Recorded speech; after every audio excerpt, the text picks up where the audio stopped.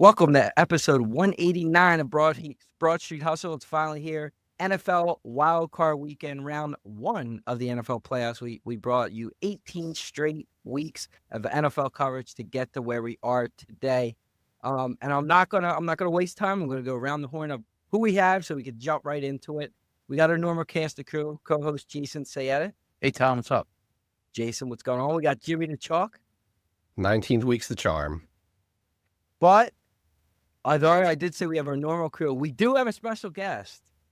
You may be familiar if you're watching. You may have seen him before, and if you're listening, the name Walt Verticelli. Did I get that right? Now you say, where do I know that name from? Well, if you remember back in our trivia days, Walt was the mastermind behind the questions of the trivia. Some grammatical errors, some spelling errors. But overall, did a very good job, especially on that first trivia that we brought you. I think that, not to go through the order, but I think Meeker finished last. Oh yeah, he definitely finished last. So yeah, let's jump into it. Giovannina's Pizza is our sponsor, as always. You tried the rest, now try the best. And I've been alluding to it that she's gonna have a special offer, and she's offering for every Jalen Hurts passing touchdown, she will be giving away a free pie with the app. So if you have the Giovannina app, Jalen Hurts throws a passing touchdown, you will get a free pie. Not expecting to get too many free pies out of this playoff run, but nonetheless, it is a offer Giovannina has. All right, let's kick right into it. We're gonna recap that Washington game. I got to be honest, Chalky, you got to help me. I got no idea what the score is. I didn't write it down. 24-17. 24-17. All right, Eagles lost 24-17. It did cost them the 2 seed in the end. You know, as everybody knows, they sat their starters, etc. Blah blah blah. But we just wanted to kind of kick around. There wasn't too much from the game that you're going to take. It was all backups, but we discussed Tyler McKee coming into the game, so probably a good idea to maybe bounce it around a little.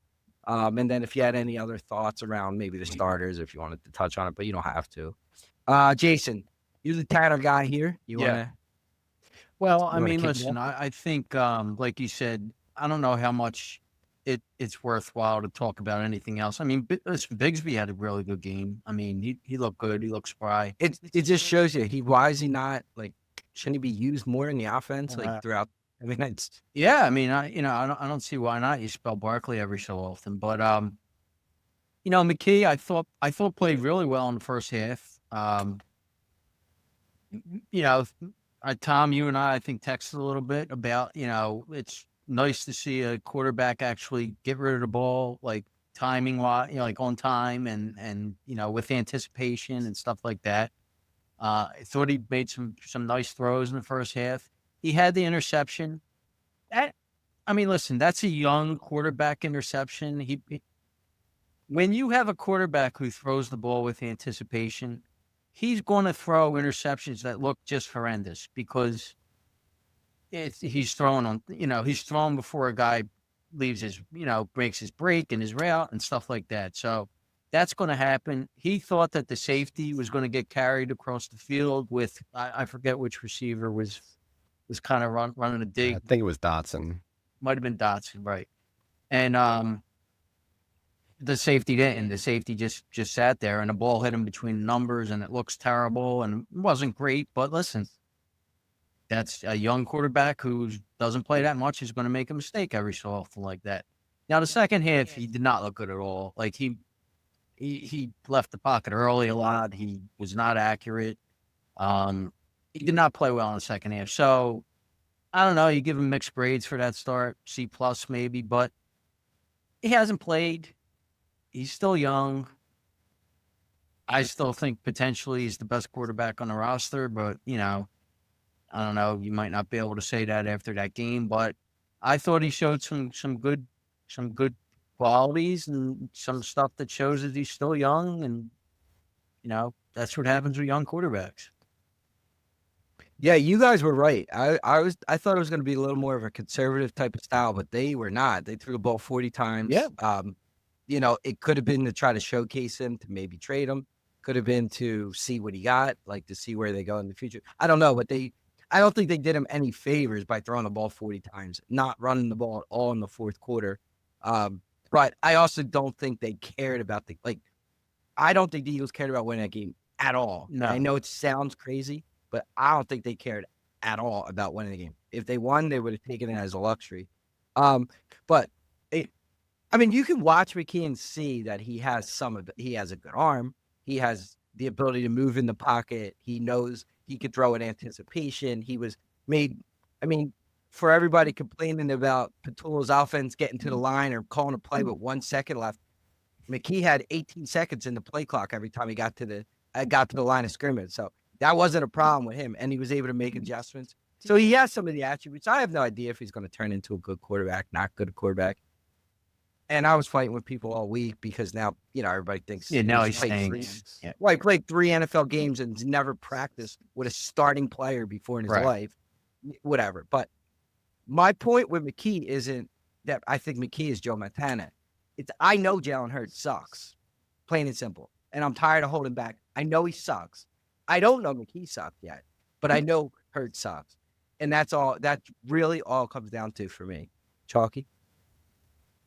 He made some good throws. He made some bad throws. He wasn't playing with starting receivers or offensive line. It's hard to come out of there thinking one way or another. Whatever you thought going in, I don't know that this game just dissuaded you as far as your opinion on him. For me, it's more like still don't know. You can't grade him. If he would have thrown perfect passes that guys were dropping, then you'd come out there saying, yeah, he looked really good and just didn't have the weapons. And some of the throws he missed, if he's got starters out there, maybe that's the third route and some other guy gets open easy and you can't tell. And he's not, he had a scramble a couple times, especially in the second half, and that offensive line just wasn't great with the backup. So I'm not taking much out of it. It would have been nice to see him win the game. And I agree on the Bigsby stuff. I think Bigsby needs to be mixed in more with the offense because he hasn't been that bad during the regular season when they've kind of mixed him in a little bit. So hopefully it's something they'll look at going into the playoffs. Yeah, and it's not like it's a blocking thing with him because he picks up the blitz, Bigsby.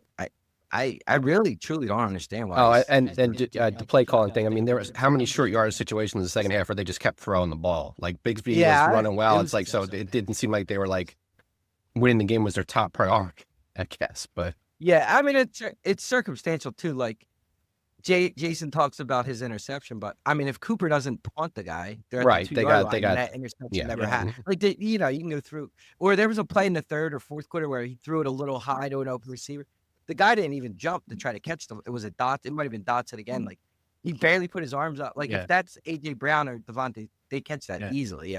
The one thing I want to add on Bigsby was when I saw him with Jacksonville this year, I liked him better than ETN. I'm not a big ETN fan, but obviously he's having a good year this year. But I always, if I had a bet on Jacksonville this year, I wanted to see him get the ball more than ETN. But so, yeah, I thought he was a little quick to bounce stuff out. Like he would have a hole and he would try to bounce to the outside. Yeah. And sometimes he picked up yards, but but that ain't a reason not to play the guy. Like teams might not like that, but you can. I don't know. Yeah. Walt, any thoughts there? Well, from an outsider's position, being in the city, I was curious because I have a couple of people that are Eagles fans and they're maybe a little shaky, with their takes on WIPs. And I didn't even know Jason was the Town McKee guy or there was any sentiment the way you came in strong with Hurts. But let's say hypothetical. Here's an interesting point. How much does your confidence, each of you, waver from wherever you are now? If Hurts goes down with an injury early in the wildcard game, do you think the Eagles can still make a run to the NFC with Town McKee, with as little as you know? And how much does your confidence waver in that hypothetical? I don't. I don't know if you listened to one of the shows we went through. I don't know. We didn't go through it all, but I identified about 23 quarterbacks that the Eagles' offense would not be affected by if they were a quarterback. And I think McKee is one. And again, you put McKee on, Buffalo or something maybe, but Sure. You put him on this team. Right, on the Eagles. So you feel like I don't it see. doesn't waver that much, your confidence? No, for me, no. But you're never going to get, Sure.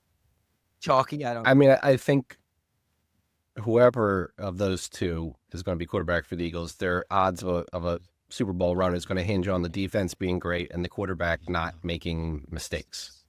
So whoever the quarterback is. I mean, it doesn't waver much. I mean, look, they've made 2 Super Bowl runs with Hurts. McKee hasn't played a playoff game. Who knows what the moment gets to him? But Sure. I mean, if the defense comes to play, I'll feel pretty decent about whoever's back there. Okay, cool.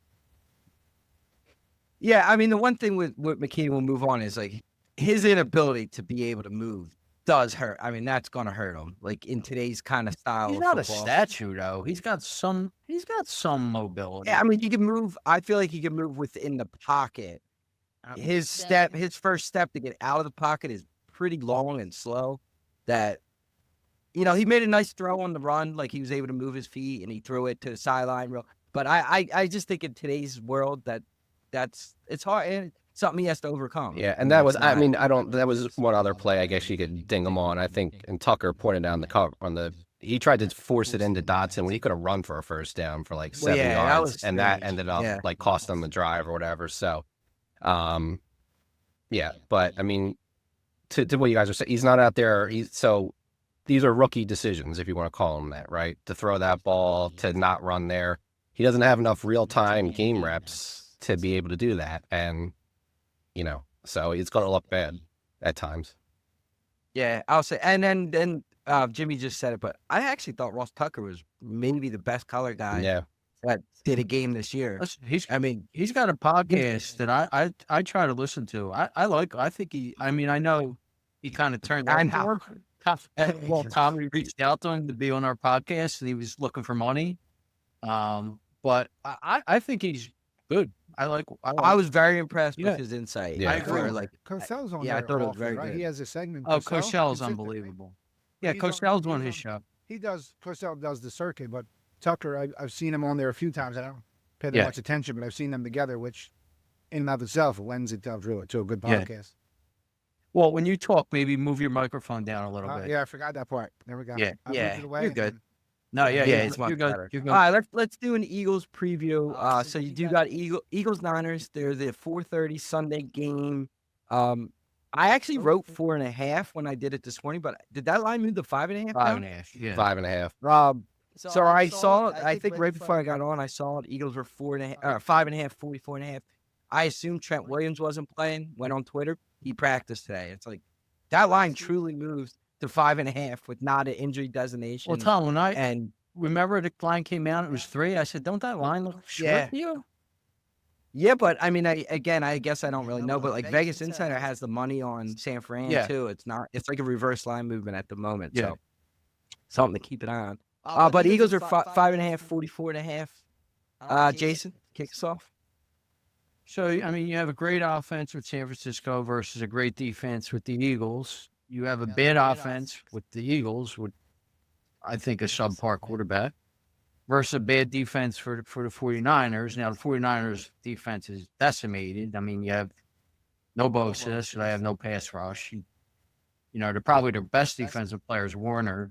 He's not playing. They lost Bethune. He's not playing, another linebacker. So, they're bad, but they're also decimated, so it's understandable.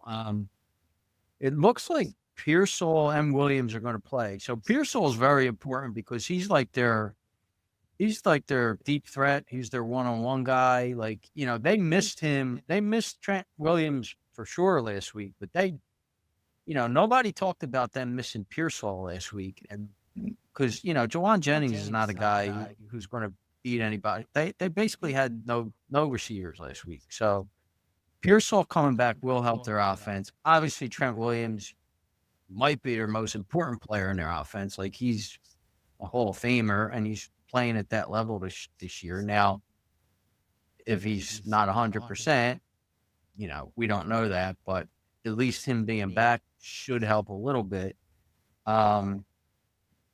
Yeah, the 49ers are coming off a really tough game last week, and you had the Eagles who basically rested everybody last week. So Eagles have the rest advantage. Eagles obviously have the home field advantage.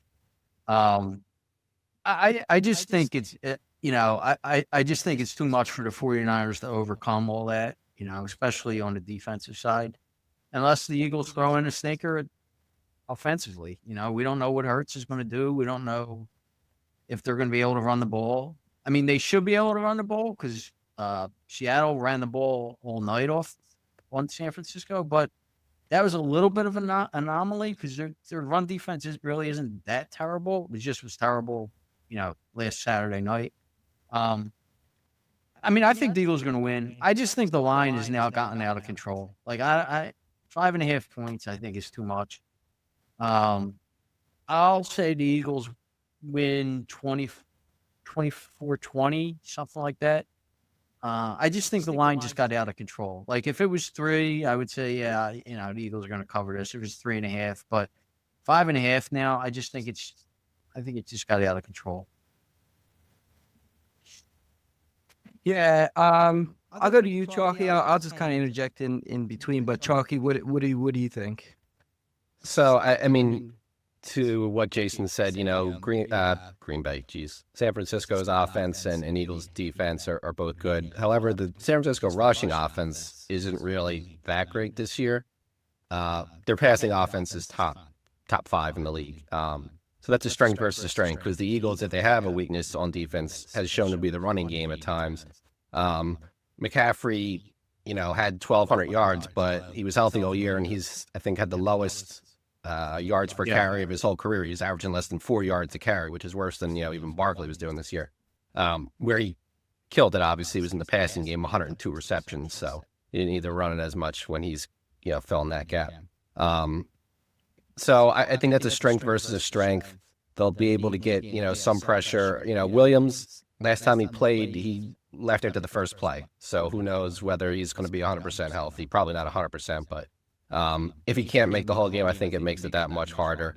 And I'm going to say the Eagles find a way to exploit that middle defense where San Francisco is decimated, whether that's running it with a little bit more a mix of Bigsby or Goddard across the middle a lot. And they'll do enough to win. I'll say 19-17 Eagles. All right. And Walt, I'll go to you as the independent observer of the Eagles. Definitely not independent. I absolutely not, pro Eagle, but we're going to keep that simple. I just don't, big picture, I just don't see how San Francisco has enough pieces, enough weapons to challenge the Eagles. Whether the Eagles are the best defense or a top 4 defense, there's like 3 or 4 teams in that mix. I don't see how they possibly make enough plays under these circumstances. Like you said, injuries all over the place for the 49ers. And, the Eagles are pretty inconsistent as good as they are, as much of a contender they are, they're very inconsistent. But they do make plays, and they make enough plays. And I have no idea how San Francisco is going to make enough plays. The Eagles would just have to play down to lose this game, even come close. So I think the Eagles are going to cover, let's say, 27-17. So I'll give my score first before I get into it. So I had 27-17 Eagles as well. So same as Walt, which is why I give it and chuckle a little bit. And I'm jotting down some notes. I talked about it all year, and I think that it's now or never. Like, Hurts has to run. He's got to be mobile. They got to have some design runs for him. He's got to, when he leaves the pocket, he can't just be looking to throw. He has to be looking to run, maybe get a first down or 2 with his leg. So I think that's going to play a big part in it.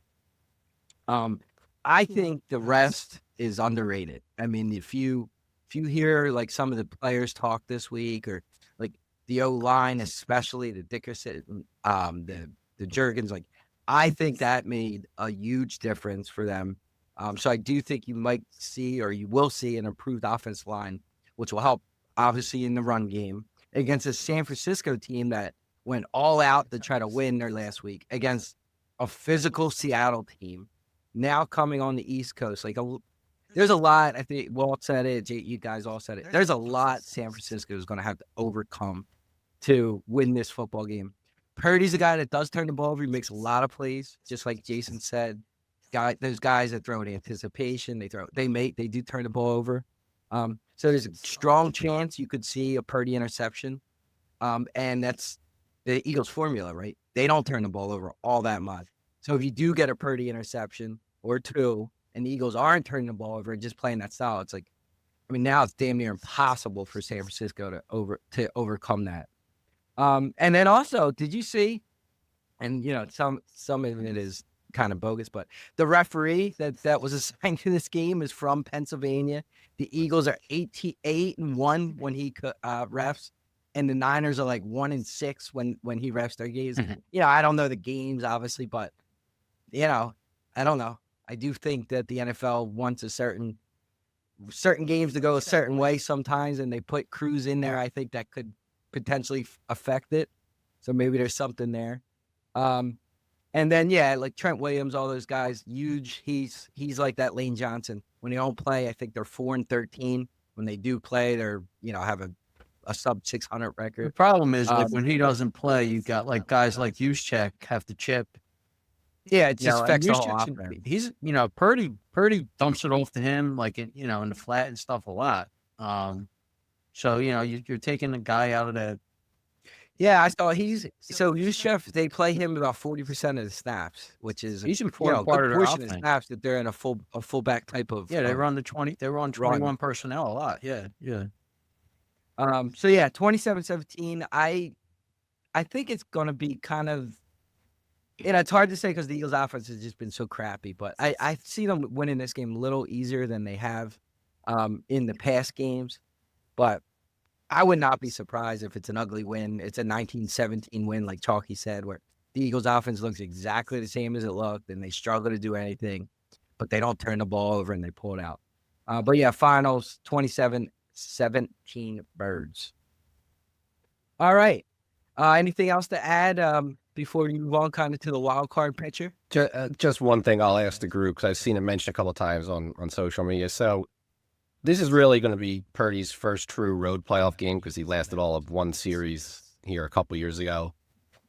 I don't think that's going to make that much of a difference because he's been in the league for a couple of years, but I don't know if any of you guys think that at the moment could just get to him. He's played in the Super Bowl, but he's never been 60 minutes in front of a hostile playoff crowd before. I don't see it making a difference, but I don't think at all. I mean, I think, obviously it wasn't a playoff game, but he came here not last year, but the year before, and the Eagles blew their doors off, and he played well here. So, like, I don't see him wilting under pressure on the road.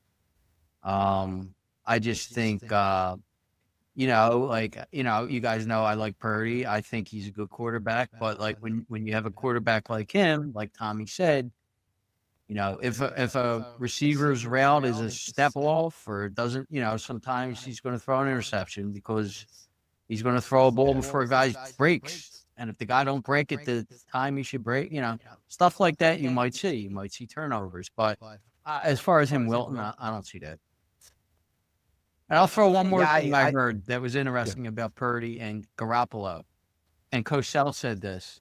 He said, and he didn't want to say it because he don't like talking crap about guys, but he said Shanahan hated Garoppolo because he was dumb. And on the flip side, he thinks Purdy's brilliant. Like he said, he's one of the smartest quarterbacks like he's ever been around. And Garoppolo was dumb. So I don't think he would wilt. Yeah, I mean, and to go back to that regular season game, the Eagles, I think it's like the first three drives, they were 3 and out, almost turned the ball over. The Eagles weren't putting points on the board, and then they got rolling. I do think it's going to be big for the Eagles to try to get points on the board fast, because I saw some stat, like Shanahan is like 1-30 with his teams trailing by 7 points or more entering the fourth quarter. So that's not a Purdy or a Garoppolo. That's a Shanahan thing almost. Yeah. Now, you could say they had some years where they were bad because all their quarterbacks are hurt, and that number is baked into that. But he's not really a come-from-behind coach, it seems like. So they're going to want to be ahead going into the fourth quarter. So getting on them early and making them play from behind is going to be – it's crucial in every game. But in a game like this, I think it's even more important. To me, Shanahan is a direct clone of Andy Reid. Minus the Patrick Mahomes. If his game plan isn't working early, it ain't working the whole game. Reid was the worst at making adjustments. Shanahan, they scored 3 points. They look bad early in that game, and they look bad late. He don't make adjustments great. He don't come from behind great. He's all about Shanahan's games are won Monday through Saturday. It's his game plan. It's his preparation. It's how they instill the offense. It's not when they're playing the game. I mean, he had offense coordinator of the biggest league blown in the history of the Super Bowl. He blew another Super Bowl, like both the Super Bowls that the Niners lost. He hurt them badly. I mean, if you go back to the Eagles championship game, Devontae Smith catches that 4th down play that he clearly didn't catch, and Shanahan didn't challenge it, and the Eagles gone. Like, he has a lot of deficiencies that way. So that makes sense of why his fourth quarter numbers aren't great when they're trailing, etc. So that's something to look at. How the game's progressing. If they don't look great or they're not, because I think I saw something too. He's like really bad against Fangio. I think Fangio's like record against him and McVay are like phenomenal. Like their offense, their defenses versus their offenses. So something else you can keep an eye on. All right, let's go. Let's go to the wild card here.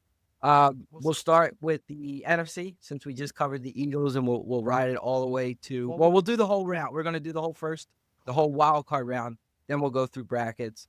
So we'll go in order of games if I can remember. I have a bracket. So the first game is Saturday, 4:30, I believe. It's Carolina and the Rams. Carolina's home. I have it, and I wrote this down this morning. Rams are a 10.5-point favorite. 46.5 is the over/under. Yeah. Yes. 45.5 currently. So a little drop in the over/under, but line is the same. And we'll go around the horn. Jason, you can kick it off.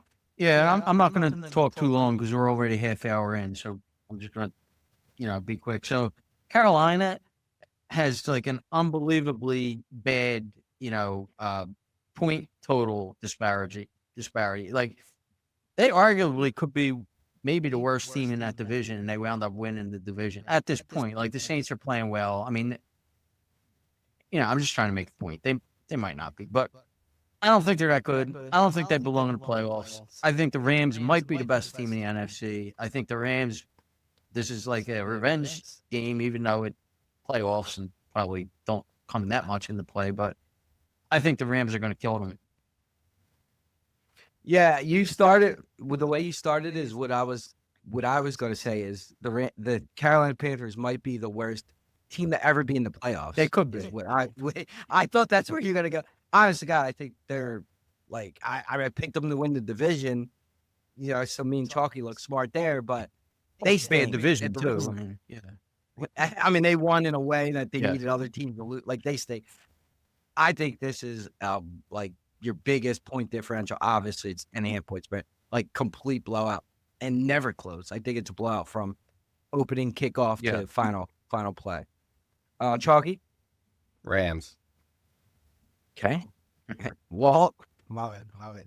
I mean, what are we really going to have? I mean, I think keep that microphone down too, Walt. Walt's a behind the scenes guy. He's getting used to on. I was going to say, you said it earlier. I don't know that anybody's actually seen Walt because usually we had to cut his video due to technical difficulties. Well, correct? We might not. We don't know what's going to come out when the production's being done. Yeah.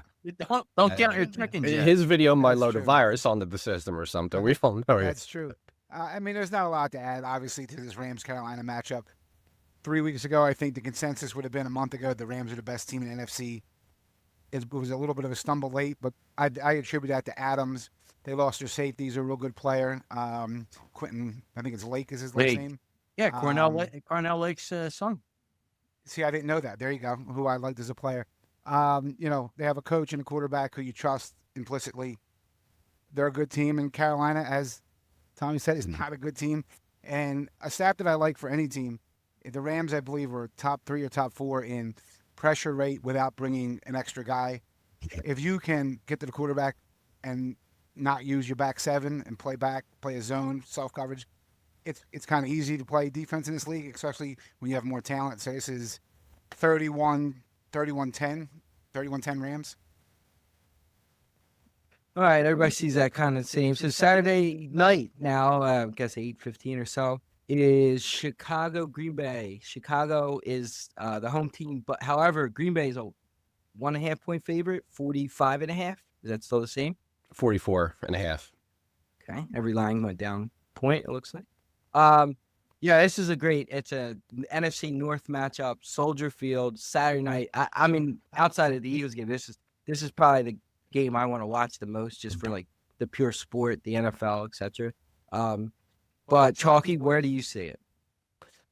Well, so we sort of talked about it, but 4 of these 6 games have the road team as the favorite, which is a little bit unique for the wild card round, I think. But anyway, look, Packers should have won both those games. They lost the game late against Chicago due to a little bit of luck. They've been a bit of a mess the last couple weeks. I was actually looking at Chicago until I saw the betting splits, so I'll take. I think the Packers are going to win this and cover, obviously, but Packers are going to win. Walt? I like the Bears. Can we hear me? Okay.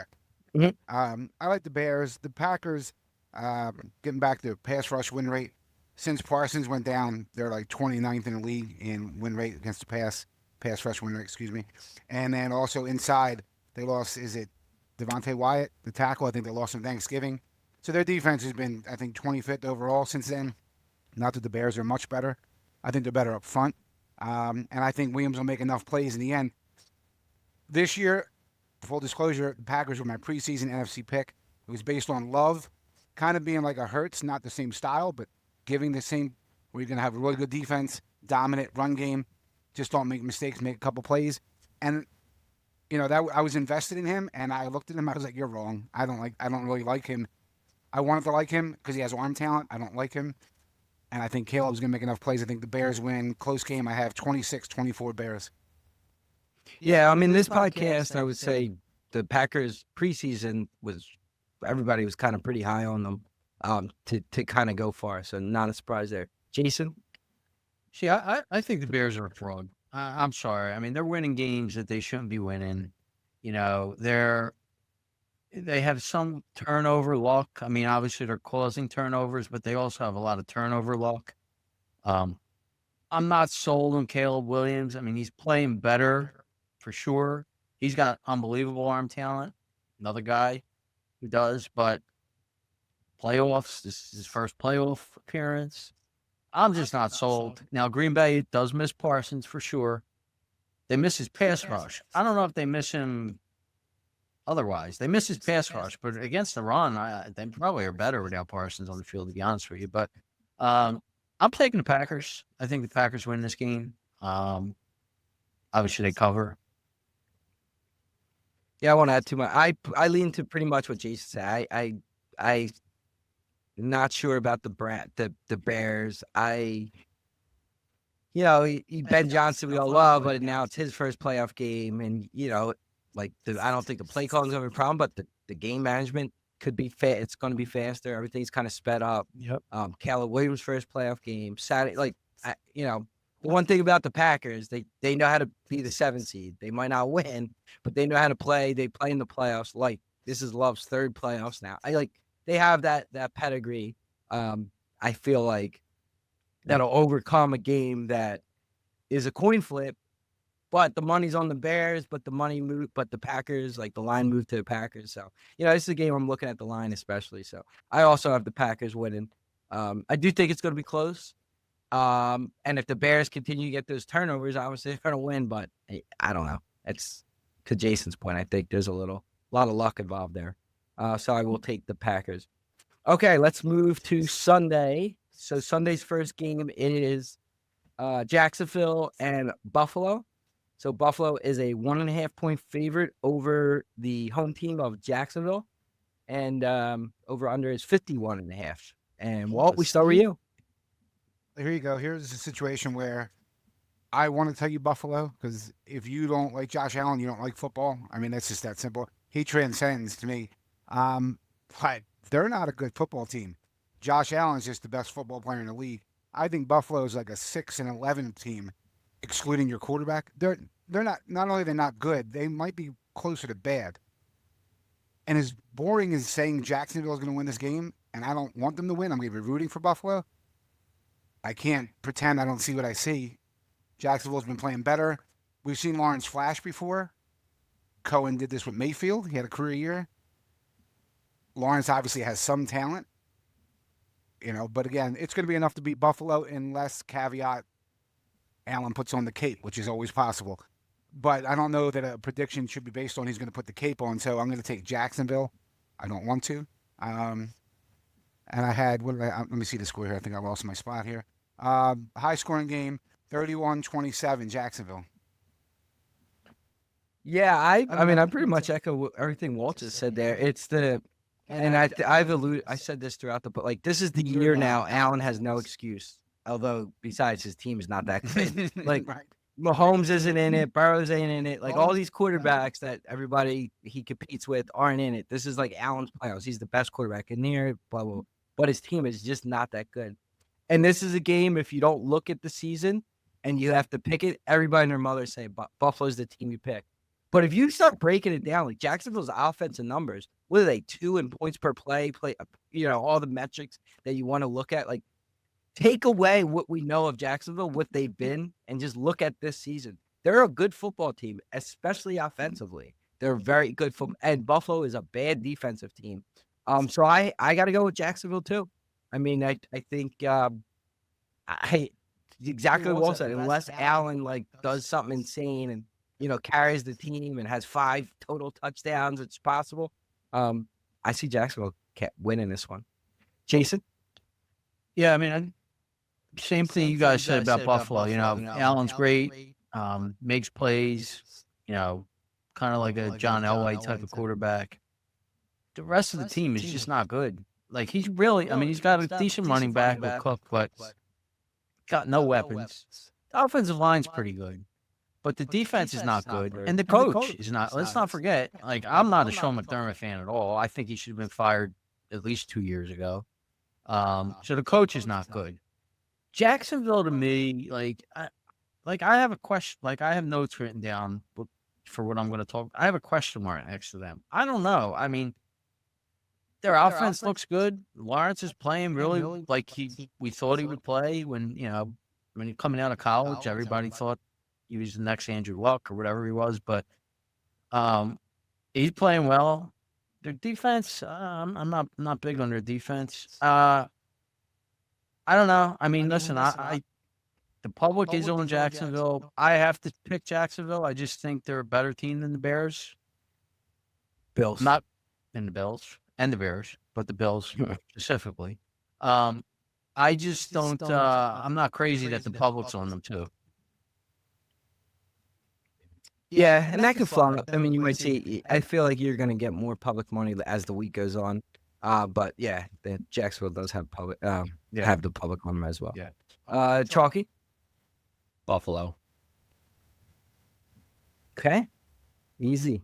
Then I think it was the Eagles, and then I guess the night game is Chargers at New England. New England is a 3.5 point favorite, 46.5. Who is up? I think Jason, you're up. So again, like, I have a fraud written next to a couple of names, more than 2. This is the second fraud. I think is New England. They've played, and I should have my stats correct, but I don't know how many years it's been that they played against the absolute worst schedule in many years. They have less wins versus 500 teams than the New York Giants. This is a young team. May looks very good, but again, like, we don't know how he's going to perform in his first playoff game. And I think the Chargers have a good quarterback that people disparage this guy. I don't know why. I mean, yeah, he had a bad playoff last year, but this is another guy that doesn't have weapons around him. He's a talent, like arm talent. He's mobile. I think he's a very good quarterback. I like Herbert. And they have a very good defense and a very good coach. I'm picking the Chargers to win this game outright. All right, Chalky. Yeah, I mean, I'm similar in that I don't buy New England as a Super Bowl contender yet, but I think the Chargers just have too much to overcome. They're still banged up on the offensive line, and night game, 10 degrees, wind. They're not playing that kind of weather typically. So, I'll take the Patriots, not as an endorsement of the Patriots are really good. It's just that it's gonna be too much for the Chargers to overcome. Well, I'll lead with, I have the Chargers winning this game, 25-24. I'll lead with the score. everybody touched on obviously several good points. Chalky, I didn't even know what I was going to pick up until maybe an hour and a half ago. Listened to some things, and they pointed out something. I was like, okay, that might give me a little more optimism with the Chargers.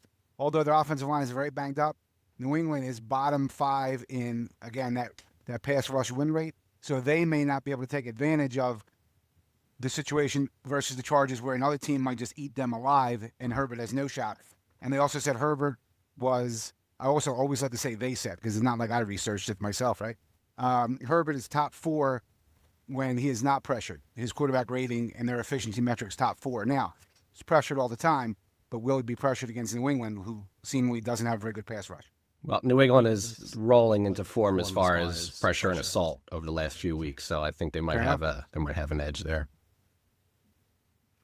Yeah, I go back and forth on this game. I don't want to switch a pick. I will say Walt has makes good arguments. It makes you think with some of the numbers he brings in and all. So I had New England. I'm going to stick with New England. Sometimes I think we get carried away, and I get carried away. We all get carried about schedule. I know it's the old thing, but you could only be the Eagles in 22 had an easy schedule, didn't play against any quarterback. They won. They went to the Super Bowl and almost beat the Chiefs. Sometimes teams have an easy schedule, but are also a decent team. It's not like they're a bad team and they're just. I think New England's a good team. I watched Drake May. Drake May is a very good quarterback.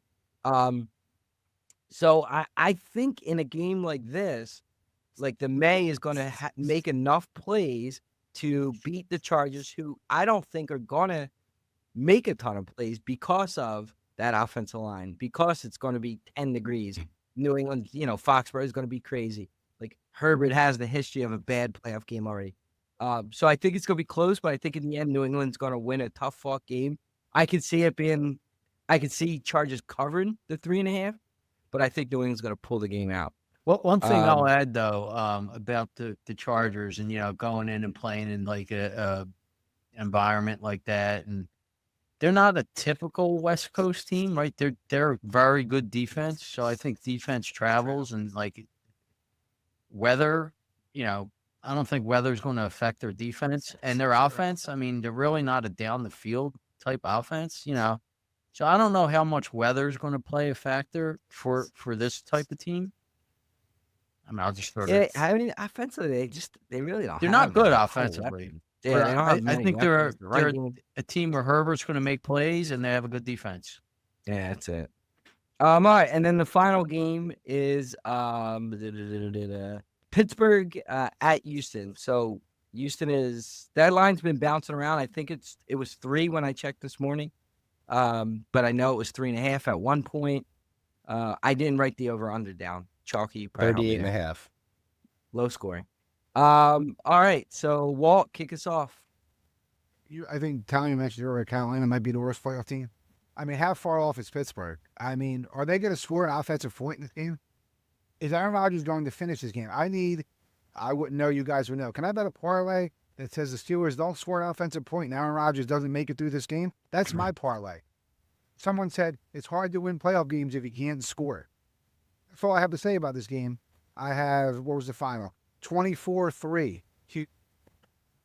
I don't think Rodgers will make it through this game. Chalky? Yeah, I mean, I like this Houston defense a lot. Great pass rush. I think it's going to be too much for Rodgers. This is kind of the reverse of where Houston's been the last couple of years, where they were the home underdog for winning a bad division. But I think they'll go on the road and win the game against Pittsburgh, cover the 3. And then Jason. Yeah, I'm like Walt. I'm like, probably all you guys. I don't think Pittsburgh's good at all. I like Houston. I like their defense. I think Stroud is good enough. I like Houston. I think they win this game. Maybe not easily because it's probably not a high-scoring game, but they win this game. They cover too. Yeah, I mean, DK coming back is definitely going to help the Steelers. But watch the game last week. How did the Ravens allow Gainwell or the Warren catch any passes out of the backfield? They they had no downfield ability, and those guys were coming out of the backfield and catching like 3-yard passes and no defenders That, near him. that fourth quarter to me, like I think that showed that both teams stink. Like, how do you just let them go? Yeah, true. If you're Pittsburgh's defense, the one thing you can't allow are deep balls, and they let up 2 deep touchdowns and a third play that almost cost them the game. Like, Yeah, I'm like, I mean, in between Jason and Walt, meaning I don't think it's going to be close because I think the Steelers, but I don't think it's going to be high scoring either. So I'll probably be closer to Walt, where it's like a 24-3, 30-2, like, something stupid I where love that maybe score. it stays unders, but it ain't because Pittsburgh is dropping any. I want to points. change it So to I got 30-2. I love that score. I love that score. So, all right, that gets us through the first round. Now we're going to go through our finish off each conference's bracket through to the Super Bowl, and then obviously give out our Super Bowl winner. So, Jason, I'll kick it off with you. We'll do, and I'm just going to do it based on what I'm looking at. So you had Green Bay, so you'd have Seattle, Green Bay in the second round. You'd have Eagles, Rams in the second round. Yeah. The divisional round, I should say. Right. So go ahead and finish that off through the Super Bowl. Yeah, so I got Seattle beating Green Bay. I think Green Bay is, they could win a game maybe, but they're not going to Seattle and win. And then I have the Rams beating the Eagles. I think the Rams should have won this year. Blocked field goal, ridiculous. They dominated that game, and they usually could have won last year in the playoffs here. So it's not like they can't win here. I still think the Rams might be the best team in football. So I have Rams Seattle in the conference final. I mean, coin toss. I'm going to actually say Seattle just because I think their defense is really, really special. And the Rams are going to have to win 3 straight road games. I think that's going to be their downfall. But I wouldn't be surprised if the Rams win that game. All right, so I'll go next because it's unfortunately Seattle, Green Bay, Rams, Eagles were my division round, same as Jason. Seattle wins that game. That's no problem. I have the Rams beating the Eagles as well. I don't see the Rams having to come into Philly being any problem. Like Jason said, they should have beat them early in the year. Walt mentioned it. They have a great pass rush. They have the offenses that, although the Eagles' defense is phenomenal, I think could score enough to not have the Eagles catch them. So that gives me Seattle and the Rams. Same as Jason. It's like close, but we talked about Seattle's downfall is going to be Darnold, right? We think Darnold's going to be an issue. Like at the end of the day, he won 14 games with Minnesota last year. He won 14 games with Seattle this year. It's like, I get it, but like you got to give the guy credit at some point. Like he's got to be doing something that's getting these teams to win 14 games. With probably preseason prediction, they weren't even damn near close to 14. Both Minnesota and Seattle both had good defenses, but so I'm gonna lean to giving Darnold credit and not use him as a negative. And I'm gonna take Seattle to go to Super Bowl as well. Chalky? So my preseason championship game pick was Green Bay and the Eagles. I am not going to stick to that. Seattle wins, and I think the Rams-Eagles game turns out to be the NFC Championship game, which the Eagles will win and then beat Seattle on the road the following week. All right, Walt? Does it make a difference what conference? It would just see. Okay, you seen it there. Start with the NFC. NFC. So you were Gotcha. you would have Eagles playing Chicago, Right. and you would have Seattle playing the Rams. Gotcha. All right. So I have the Eagles beating Chicago. They're gonna have home. They're not gonna have home field actually, No. but I don't think it's gonna be a problem for the Eagles to go on the road to win that game, especially with their defense. Caleb's up and down. You can make a couple mistakes in the Eagles. The Eagles kind of have like a little New England vibe where New England won a lot of games for a long time, waiting for the other team to make a mistake. With that defense, it's kind of how the Eagles play it. They wait for you to screw it up. Caleb's going to probably give you a turnover or two. The Eagles beat the Bears. And then I have Seattle and the Rams. I can't change. The Rams, again, I think they're the best team in the conference. And Darnold, good point. They've won a lot of games for two different teams. But until I see him do it when it really matters, we're going to have to stick with that. So I'll have the Rams beating Seattle. And that gives us the Rams and the Eagles. This is the game you want in the NFC. I can't sit here and tell you this is why the Rams are going to win and sell that to you with a smile. I'm not an Eagles fan, and I think the Rams are the best team. And I'm a big Matt Stafford guy, not that you would know that. So this is why I don't gamble, because I pick what I want to happen, and I convolute that with convincing myself that's what's going to happen because I want it. That doesn't bode well for gambling. That's why I don't gamble. But for all the personal reasons in the world, Rams beat the Eagles in the NFC Championship game. All right, let's move to the AFC. We'll keep the same order. Jason, so you would have, if I wrote this down, Broncos, right? Chargers, and then Jacksonville and Houston. Oh, you have Broncos. Okay, Broncos, Chargers, Jacksonville, Houston. Go ahead. Yeah, so the third team I have listed as a fraud is Denver. I think they have a very good defense. I think their offense is kind of all over the place. Nick's not really convinced on Nick's, especially in his first playoff game. I think Payton's a very good coach. I just, for some reason, and I might look stupid, Saturday night or whenever, when did the Chargers play? When's that game? Sunday night. I might look stupid, but I think the Chargers beat the Broncos and go to the championship game. And then Jacksonville and Houston, again, I might look stupid, but I like Houston. I like their defense. I still not convinced on Jacksonville. I think Houston's defense could kind of maybe shut that offense down, and then just made Stroud not to turn the ball over. And I think it's going to be a crazy Chargers versus Texans championship game. And I got the Texans going to the Super Bowl. I think that defense, that's a Super Bowl defense. And Tommy's laughing. I don't know if that means he might have the same pick, but that's what I see. I mean, I just think that defense is going to carry them to the Super Bowl. All right, and I'll go. And I have a prediction too. My AFC Championship game, the viewership is going to break records of who I have in it, of the two markets that are really going to carry it. So I had Denver playing Houston. That Jason said it. He had the Chargers playing them, but same points. Denver's New England I buy. Houston, Denver I don't buy. I think they're complete frauds. So I got Houston winning that game. And then I have Jacksonville, New England. I'm going to carry Jacksonville through the AFC Championship game. I like that offense. Again, you look at points per play. Like, they're offensively, they have all the numbers, and they're not playing the defenses, the Texans, the Eagles, the Rams, like these top defenses yet. So I think that offense can get them. And your AFC Championship game is Houston versus Jacksonville. And winning that game is Jacksonville runs into a legitimate defense, and now this is the problem.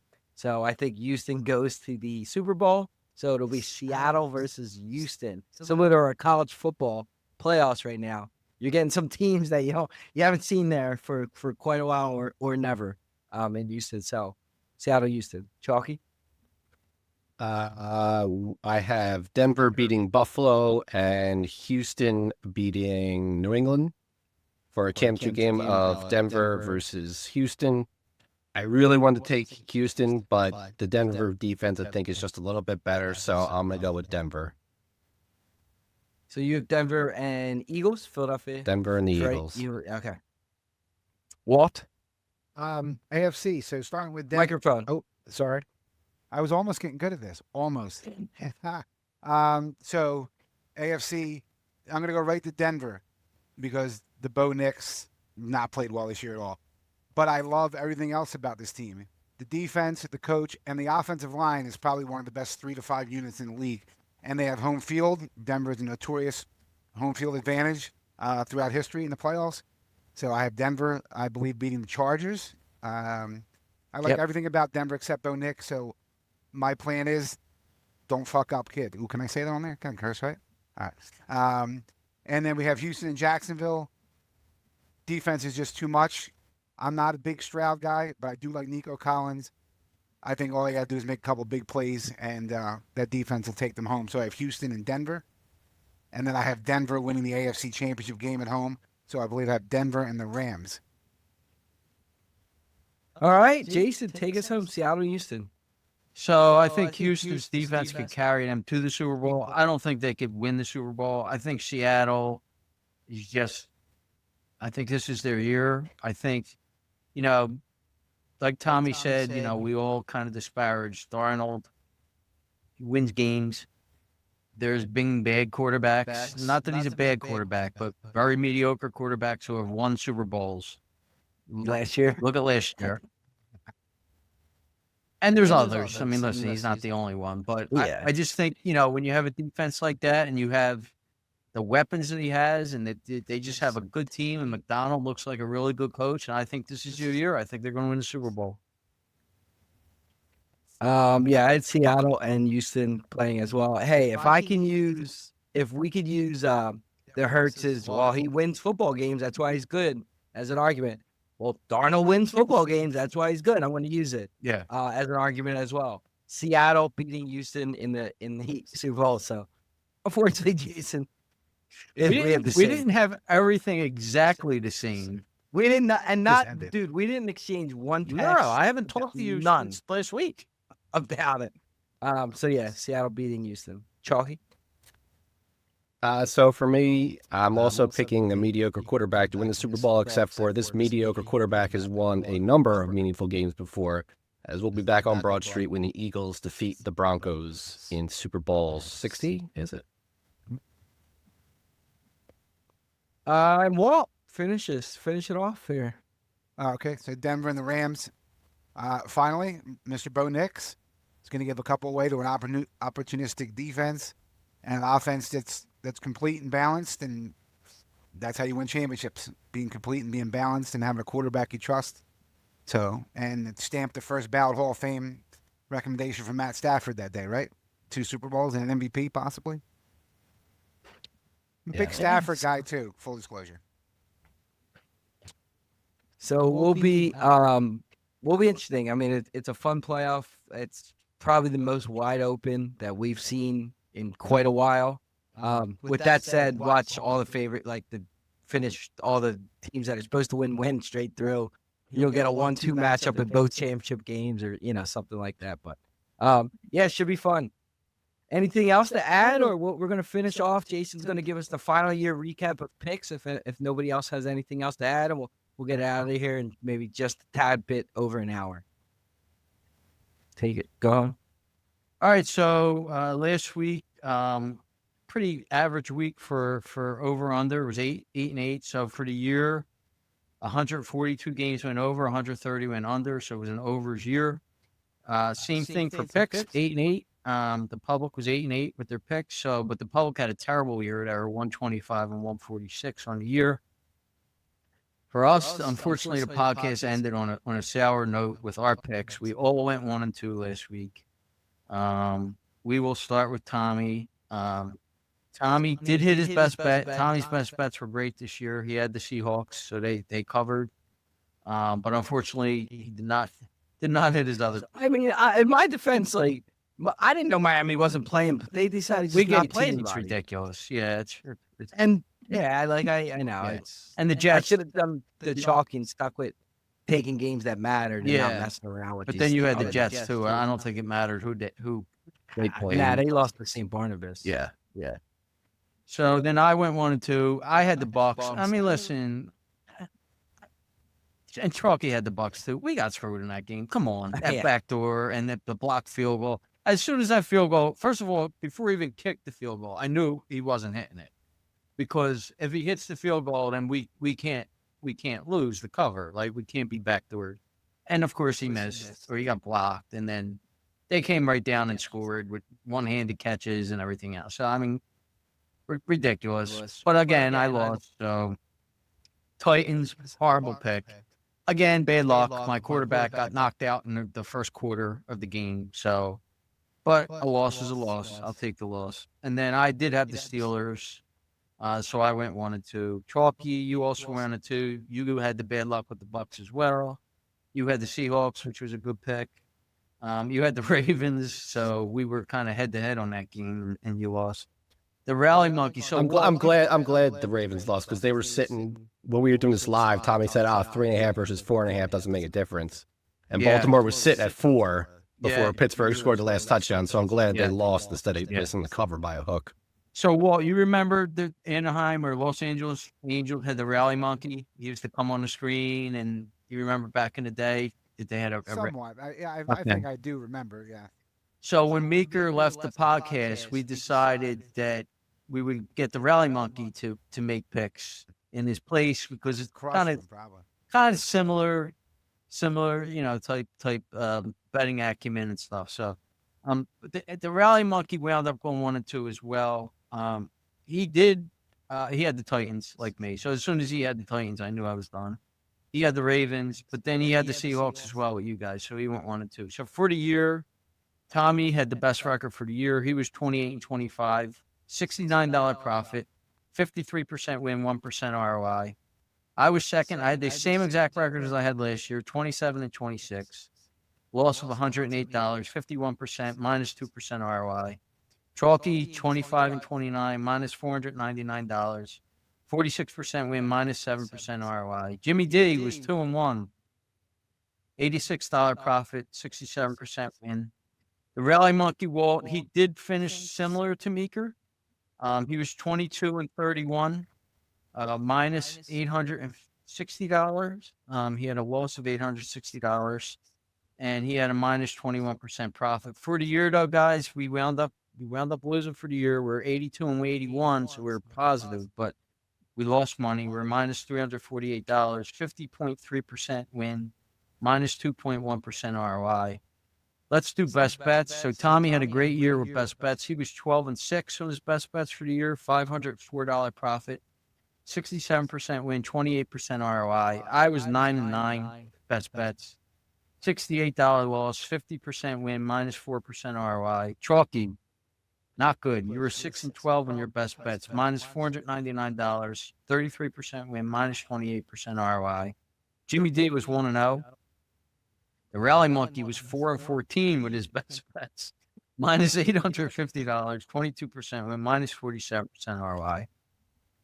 In all fairness, the Rally Monkey picked a couple of Thursday night winners after the game had started that if we had given him credit for, he would have been a little better. Similar to who else used to pick games after they started and stuff? Meeker.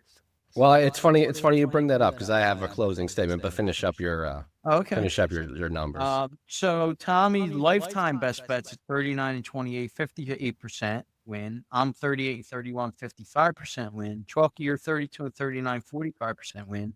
Meeker was 23-28, 45% win. And then our lifetime overall records, I'm 117-94. Profit of $1,247, 55% win, 6% ROI. Tommy, you're 102-99, loss of $390, 51% win, minus 2% ROI. Chalky, you're 105-108, loss of $951, 49% win, minus 4% ROI. Walt Meeker was 72-81, loss of $1,600, 47% win, minus 10% ROI. So if you were putting $100 bet on a Meeker bet, you automatically are lighting $10 on fire. You're getting $90. That's about, he did better than I thought he would do. You're getting $90 back. That's not bad for Meeker. Honestly. So now here's the bad news, guys. Overall for the podcast, we're 324-301, but now we're a $94 loser. 52%. Take all the head-to-heads out of that, and we have a positive minus ROI. 0.2% ROI. Yeah, so you need a different stat keeper to take care Yeah, of no, that. I'm just saying the public should know. That's all. It just also goes to show you that how Vegas never loses with you know you have a positive record and you still owe money. You have to win 53% to be it's positive. just That's if you're getting 110 lines. How often do you get a 110 line anymore? Shit, yeah. true. Yeah. True. All right. Well, Well, it was, Chalky, I think you said. What did you say? Yeah, so we usually don't dip into the listener mailbag, but I got a couple this week, including one. See, we usually don't promote who's going to be on, but word was out on the street that that Walt was going to be joining us this week. So I did get an email from a longtime listener, Al from Havertown, and he wants to know how has Walt made it back onto the podcast before Meeker has, and why is Meeker not coming back onto the podcast? So, Well, we were getting a lot of hate mail, like complaints and hate mail, basically about Meeker's record. We were, total loss of $1,600 with his picks, minus 10% ROI and stuff. We were afraid of like lawsuits coming into us and stuff for malpractice. So I don't know. You yeah, guys, I've actually we got a couple postcards came in that said they wanted Meeker to be back because they fade him, and that was like easy money. So you got to know how to play those bets, I suppose. So there's two different opinions funny, on that. Funny you guys and funny Jason said it. I was driving maybe like 2 days ago to work. Right, I'm in Wilmington, so MLK, and there was a bum, I guess. He looked like a bum, holding up a sign, and it just said "F you, Meeker." No idea, but now that you say it, makes you think maybe that he sent some email. A blank check. So That's great. Chalky, anything That's else? No. That was just the one that I felt we should discuss since All right, Walt well, was on the that's a show good this segment. week. We'll have to bring it. Maybe we have to bring the mailbag segment in for in the future. All right, thanks to Walt for joining us. My Always pleasure. great when we have a guest Good time. on, and we'll track his picks. We'll track our picks as we go through the finish off the wild card round into division round and so on. But episode 189 of Broad Street Hustle. Have a great night.